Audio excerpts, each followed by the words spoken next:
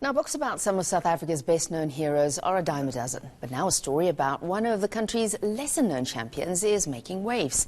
In the 1970s, Rosina Sedibane-Modiba became the first black athlete to win gold in the 1500-meter event in a provincial competition. Hloniam Timkolo has the story. Despite being one of the nation's best during her prime, apartheid put a dampener on Rosina Sedibane-Modiba's athletics career. We were not allowed in Pildish.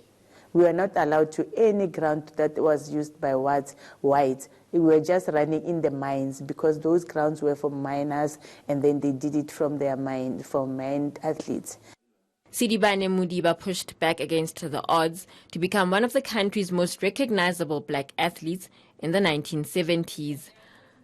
Her story has now been brought to life by Gecko Publishing and author Lorato Trok. The librarian said to me that, do you know Rosina? And I said, why do I have to know her? I just got here. And she was like, no, her story, she used to run, and so on and so on and so on. I was like, what? That's when I learned, because I did not know anything about her story. And then I learned that there's a school named after her. I was like, my goodness, we need to tell this story. Her story is every black woman and man's story who was a teenager in the 50s, the 60s, the 70s. People who were deprived of opportunities, people who couldn't be more than they became because of our repressive apartheid laws. Trok and Sedibane-Modiba met in 2013. The writing process began in 2017 and was completed earlier this year. It was an emotional experience.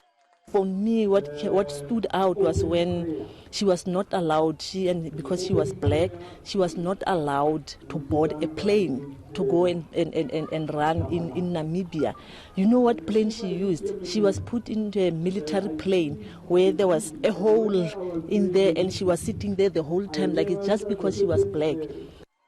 Meanwhile, Sedibane-Modiba hopes the 75-page book can be used to educate youngsters on the realities of a system whose horrors are sometimes forgotten. They should know about their history.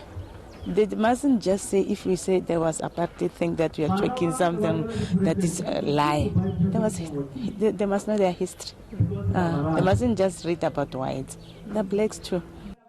Against the odds, the story of Rosina Sedibane-Modiba is a tale of hope, courage, and perseverance. Hloniam Timkolo, Atteridgeville.